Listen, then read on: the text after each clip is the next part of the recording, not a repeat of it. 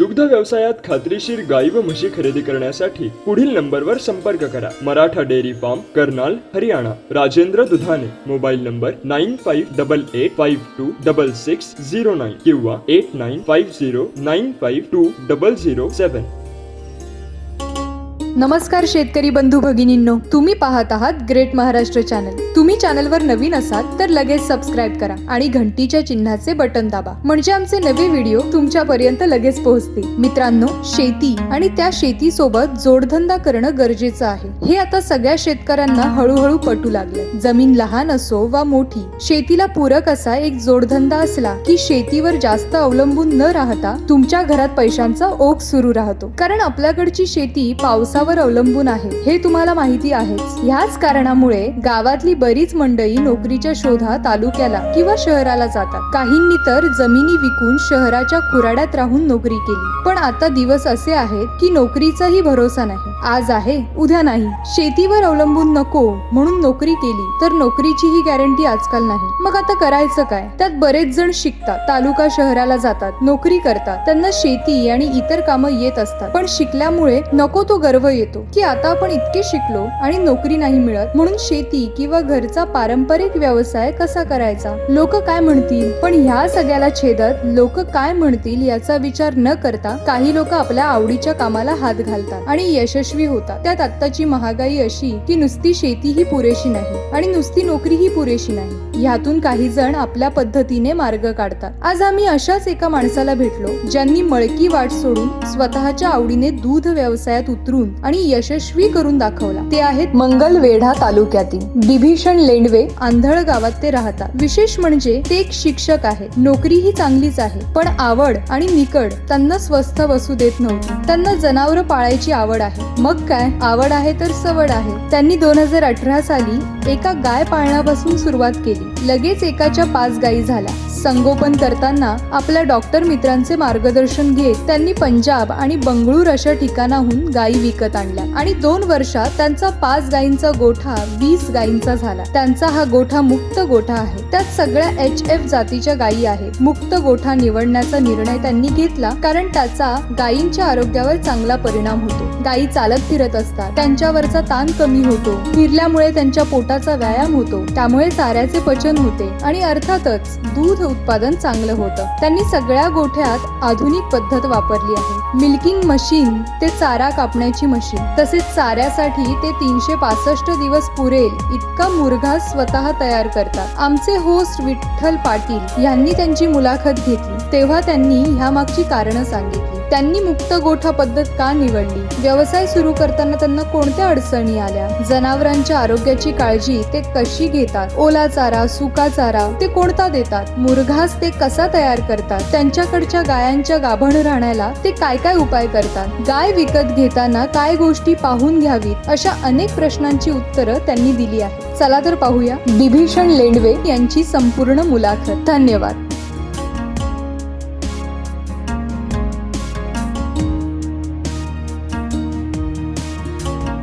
शेतकरी बंधूंनो नमस्कार. तुम्ही पाहत आहात ग्रेट महाराष्ट्र चॅनल. मंगळवेढा तालुक्यातील आंधळगाव इथं आपण आलेलो आहेत. विवेक डेअरी फार्म आहे, तिथं 20 गायी आहेत. आपण त्यांची यशोगाथा पाहूया. त्यांनी ही जीवन प्रवास कसा आहे, हा गोठा कसा उभारला याची माहिती घेऊया. नमस्कार. नमस्कार. तुमचं सर्वप्रथम आपल्या चॅनलवर स्वागत. धन्यवाद. तुमची ओळख करून एकदा मला. माझे नाव बिभीषण मच्छिंद्र लेंडवे, राहणार आंधळगाव, तालुका मंगळवेढा. बरं, आता सुरुवात तुमची कशी झाली या व्यवसायाकडे वळायची? ह्या व्यवसायाकडे सुरुवातीला आमच्याकडे एक गाय होती. एका गायीपासून आम्ही हा फार्म सुरू केलेला आहे. बरं, आता किती गाय आहेत सगळ्या? आता सध्या 20 गायींचा हा फार्म आहे. त्यातल्या किती लिटर दूध देणारे गाय आहेत? सध्या माझ्याकडं 30+ 25+च्या पुढं सगळ्या गायी आहेत. बरं बरं, दोन्ही टायमाला 30-35 लिटर दूध दोन्ही वेळेस मिळून 25 लिटर 30 लिटर अशा दूध देणाऱ्या गायी आहेत. बरं, जनावरांना काय खुराक काय असतो? सध्या जनावरांना माझ्याकडं गोळी पेंड, भरडा आणि मिनरल मिक्सचर अशा प्रकारचं पशुखाद्य मी वापरतो. त्याचबरोबर वैरणीसाठी माझ्याकडं मुरघास 365 दिवसासाठी मी मुरघास वापरतो आणि त्या मुरघासासोबत कोरडा चारा देखील मी त्याबरोबर देतो. कोरड्या चाऱ्यात काय असतं? कोरड्या चाऱ्यामध्ये कडबा कुट्टी असते, त्याचबरोबर गव्हाची भुशी असते, त्याबरोबर हरभऱ्याचं कांड अशा प्रकारे असतं. आमच्याकडं मटकी भुसा पण मिळतो. तो देखील आम्ही वापरतो. त्याचबरोबर तूर भुसा हे कोरड्या चाऱ्यामध्ये आम्ही देतो.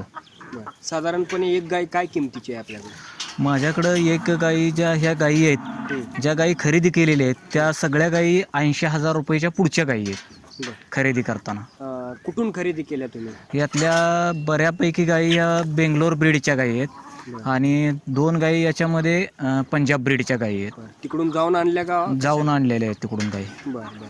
गाय घेताना काय काळजी घेतली पाहिजे? गायी घेताना गायी उत्तम जातीची उच्च प्रतीचं विरीव वापरलेलं सिमेंट वापरलेलं अशा प्रकारचं ब्रीड आपण निवडलं पाहिजे. जातीवंत गायी आपल्या गोठ्यात असल्याशिवाय आपणाला हा दुग्ध व्यवसाय यशस्वी करता येऊ शकत नाही. बरं. त्याच्यासाठी जातीवंत गायीची निवड करताना गायीची काशीची ठेवण, गायीची शरीराची रचना या 2 गोष्टी प्रामुख्यानं विचारात घेतल्या पाहिजेत. बरं. आम्हाला कळालं की तुम्ही शिक्षक आहात हां. म्हणजे शाळेवर, तरी पण तुम्ही ह्या व्यवसायाकडे कसं काय वळाला? हां, आवड म्हणून.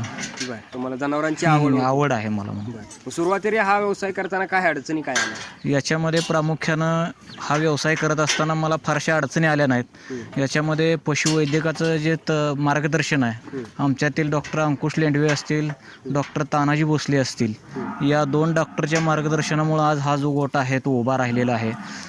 माझ्या गोट्यावर त्यांचं योगदान सांगायचं म्हटलं तर त्यांच्या प्रेरणेतूनच हा गोठा उभा राहिलेला आहे. डॉक्टरांनी मला सुरुवातीला मार्गदर्शन केलं, तुम्हाला जर गोठ्यात गाई तयार केली तरच हा व्यवसाय तुम्ही यशस्वी करू शकाल, आणि म्हणून मी स्वतःच्या ब्रीडच्या गायी तयार करण्यास सुरुवात केलेली आहे. आज माझ्याकडं स्वतःच्या ब्रीडच्या 6 ते 7 गायी याच्यामध्ये तयार झालेल्या आहेत आणि त्यांनी मार्गदर्शन केलं. त्याचबरोबर माझ्या गोट्यावरती ते निदान करायला आल्यानंतर गेल्या 2 वर्षात त्यांच्याकडून निदान झालं नाही अशी एकही केस आजपर्यंत माझ्या गोट्यात झालेली नाही. बरं. गाई गाभण जाण्यासाठी काय प्रॉब्लेम येतोय का? म्हणजे त्यासाठी तुम्ही काय वेगळं करताय का? मला वेगळं आत्तापर्यंत तर काही करायची गरज वाटली नाही आणि यापुढेही वाटणार नाही, कारण माझ्याकडं गायींचं गाभण जाण्याचं जे प्रमाण आहे ते 100% आहे असं म्हटलं तरी हरकत राहणार नाही. आजपर्यंत माझ्या 20 गायीच्या या मुक्त गोट्यामध्ये गाय गाभण राहिली नाही असा प्रकारच झाला नाही. 14 ते 15 महिन्याच्या कालावधीत माझ्याकडं गायी या व्यवस्थितपणे विण्याचं प्रमाण आहे. 2 वेतातील अंतर हे 14 ते 15 महिन्याच्या पुढं राहिलेलं नाही आजपर्यंत. बरं बरं. आणि मग वैरणी विकतची देताय की कसं? आजपर्यंत माझा हा सगळा चारा हा विकतचा होता. गेल्या वर्षी पाऊस आमच्याकडं चांगल्या पद्धतीनं पडल्यामुळं यावर्षी मात्र आमचा सगळा चारा घरचा तयार झालेला आहे. साधारणपणे 80 ते 100 टनच्या आसपास मुरघास होईल इतका चारा मी स्वतःच्या घरी तयार केलेला आहे. बरं. हा मुरघास तयार करण्यासाठी तुम्ही कसं पद्धत काय वापरता आणि काय म्हणजे? मुरघास तयार करण्यासाठी वैरणी जी मका आहे ती मका चिकात आल्यानंतर तिची योग्य पद्धतीनं निवड केली जाते. 70% त्यामध्ये पाण्याचं प्रमाण राहील याची काळजी घेतली जाते, जेणेकरून मुरघास उच्च प्रतीचा होईल. त्याचबरोबर आजपर्यंत मी खड्ड्यात मुरघास करत आलेलो आहे. माझा एकदाही मुरघास खराब निघाला आहे असा प्रकार झाला नाही. जास्तीत जास्त वरचीवर त्याची गुणवत्ता सुधारण्याचा मी अजून देखील प्रयत्न करत आहे. बरं. आणि मुरघासासाठी जे कटिंग करता म्हणजे त्यासाठी तुम्ही काय कटर वगैरे यूज करता का? हा मुरघासासाठी जो चारा कटर आहे तो चारा कटर माझा स्वतःचा आहे की ज्याची कॅपॅसिटी आहे तासाला 6 ते 7 टन हा चारा एका तासामध्ये कट करणारा कटर आहे. आणि शक्यतो मुरघास करताना एका दिवसामध्ये चारा कट करून मुरघास बंदिस्त झाला तर 1 नंबर क्वालिटीचा मुरघास निघतो. त्याच्यामुळं मी मोठ्या क्षमतेचा कटर माझ्या या गोठ्यासाठी मी वापरतो मुरघास तयार करण्यासाठी. मुरघासामुळे काय फायदा झाला का तुम्हाला? मुरघासामुळे दूध उत्पादनात सातत्य टिकून राहिलेलं आहे. जनावरांची हेल्थ आहे ती चांगली माझी सुधारलेली आहे. त्याच्यामुळं कन्सेप्शन रेट म्हणजे गाभण जाण्याचं प्रमाण याच्यामध्ये मला कुठल्याही प्रकारचा अडथळा निर्माण झालेला नाही किंवा आजपर्यंतही अडचण आलेली नाही. बरं. तुम्ही आता ह्यासाठी गोटा जे बांधलेला आहे तो एकदम बांधलाय की हळूहळू बांधला? नाही, हा गोठा मी सुरुवात करत असताना इथं तुम्ही बघितलं तर तुमच्या लक्षात येईल की हे सगळं साहित्य मी भंगारातून आणलेलं आहे. अरे बाबा. हे भंगारातून साहित्य आणत असताना थोडासा सुरुवातीला याच्यावरती छत नव्हता. अगोदर जाळी मारली, टप्प्याटप्प्यानं त्याला पाण्याची व्यवस्था, वैरणीसाठी गव्हाण, त्याचबरोबर नंतर मी त्याच्यासाठी निवारा शेड उभा राहिला आणि उन्हाळ्याची सोय म्हणून याच्यामध्ये फॉगरची मी निवड केलेली आहे. हळूहळू गेल्या 2 वर्षापासून या मुक्त गोट्यामध्ये मी काम करतोय की हळूहळू टप्प्याटप्प्यानं मी हे काम उभा केलेलं आहे. आज हा जो माझा आहे तो वेगवेगळ्या कप्प्यामध्ये तयार झालेला हा मुरघास आहे किंवा हा गोठा तयार झालेला आहे. बरं. जनावर आजारी वगैरे पडतात का? आजारी पडण्याचं प्रमाण आहे पण मुक्त गोट्यामुळं हे प्रमाण कमी झालेलं आहे. जेवढंसं फारसं अपचनाच्या वगैरे समस्या याच्यामध्ये पूर्ण कमी झालेल्या आहेत. मुक्त गोट्याचं तुम्हाला काय फायदा काय झाला?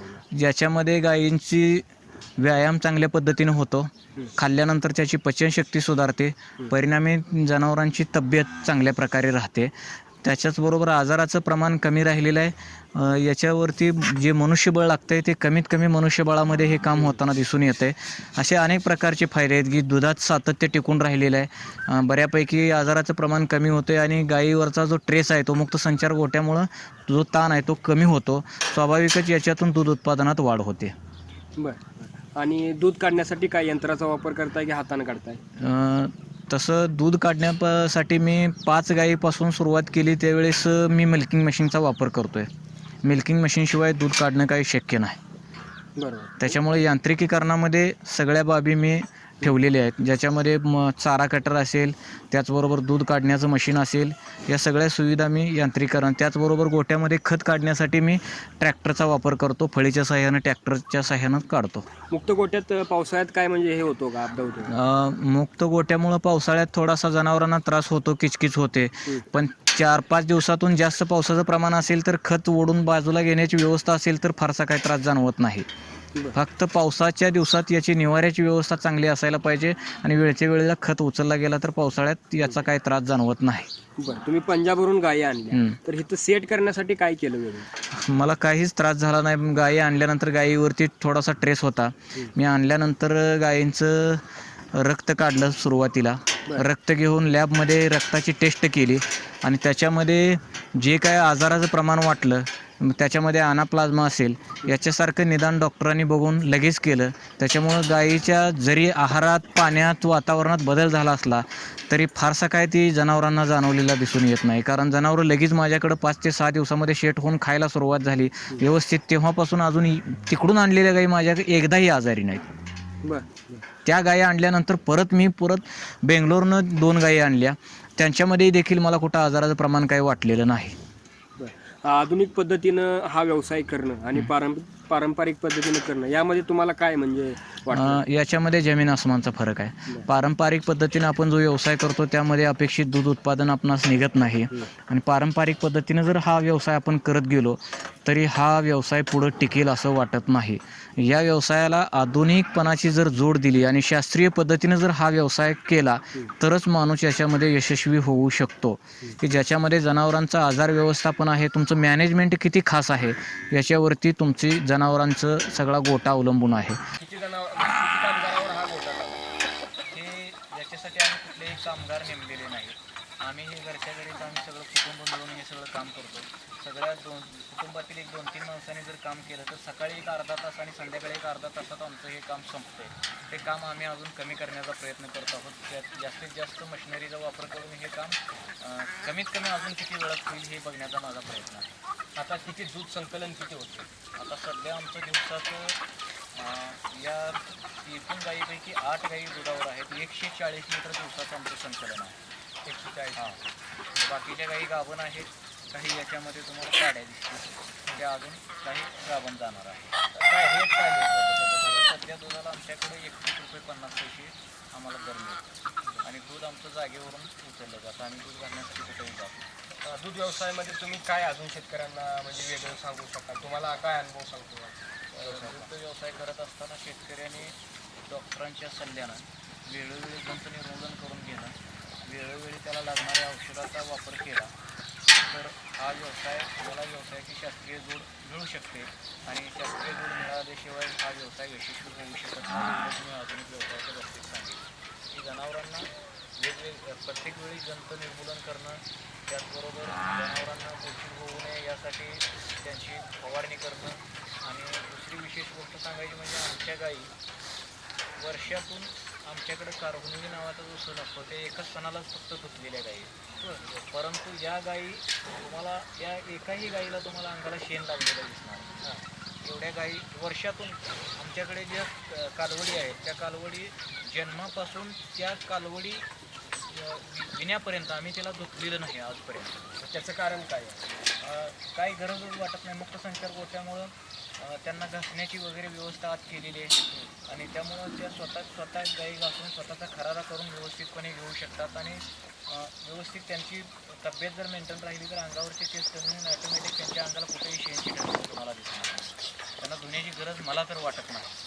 बरं, समजा हा तरुण जर ह्या व्यवसायाकडे वळला तर हा व्यवसाय फायदेशीर राहील का, काय मत आहे? निश्चितच तरुणांनी या व्यवसायाकडं व्यवसाय म्हणून जर बघितलं तर हा व्यवसाय फायदेशीर ठरू शकतो. पण व्यावसायिक दृष्टिकोनातूनच त्याचं नियोजन करावं लागेल. पारंपरिक पद्धतीने केला तर हा व्यवसाय परवडत नाही म्हणतात ते खरं आहे, याच्यात काहीही चुकीचं नाही. परंतु जर हा व्यवसाय तरुणांनी केला, कुठेही नोकरी शोधत बसण्यापेक्षा आपल्या स्वतःचा व्यवसाय म्हणून जर हा व्यवसाय सुरू केला तर निश्चितपणे हा व्यवसाय फायदेशीर आहे. परंतु बरेच शेतकरी सांगतात की हा व्यवसाय शेण काढण्याचा आहे, हा व्यवसाय परवडत नाही. यातच त्यांचं अज्ञान दडलेलं आहे, या पलीकडे आपण काहीही सांगू शकत नाही. मिनरल मिक्सर वगैरे तुम्ही वापरताय? नेहमी मी गाईला खुराक देत असताना त्याच्यामध्ये मिनरल मिक्सरचा वापर मी नियमितपणे करतो.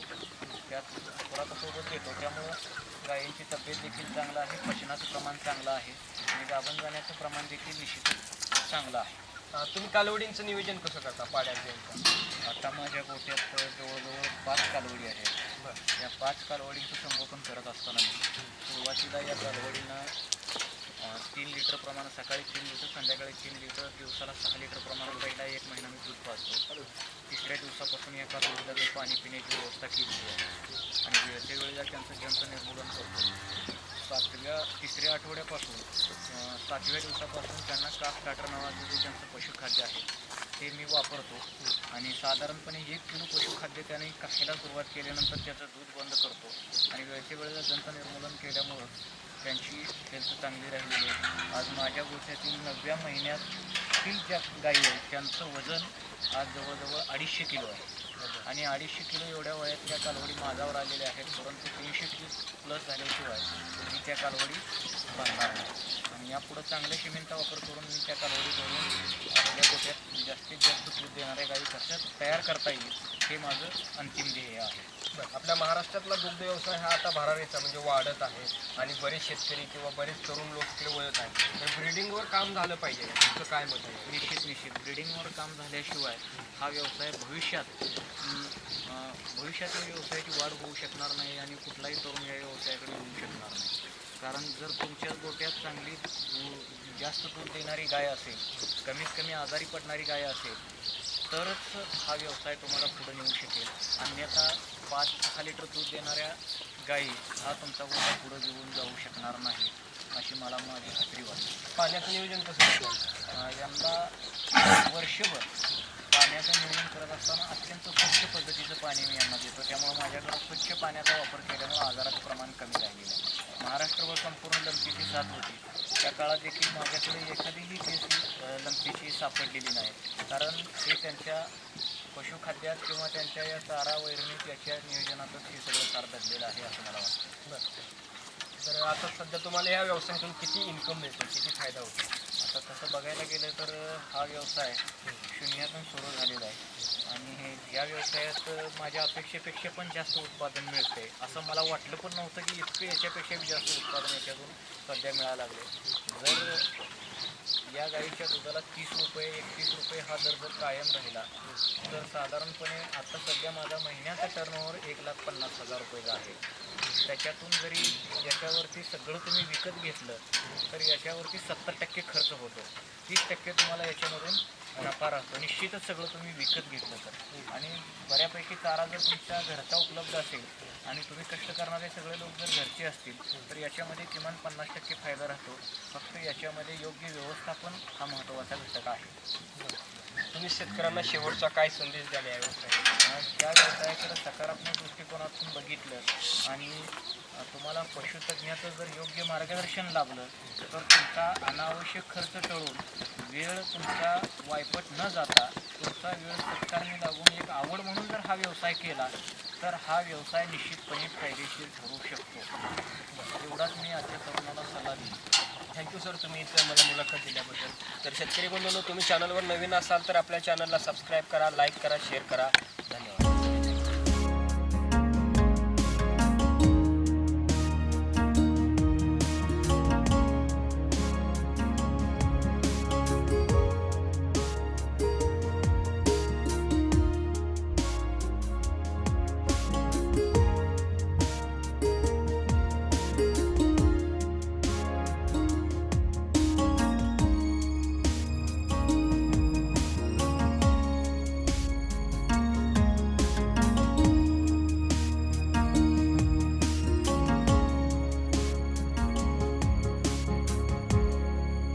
अशा प्रकारचे अनेक व्हिडिओ पाहण्यासाठी आपल्या ग्रेट महाराष्ट्र YouTube चॅनलला सबस्क्राईब करा. आपला महाराष्ट्र ग्रेट महाराष्ट्र.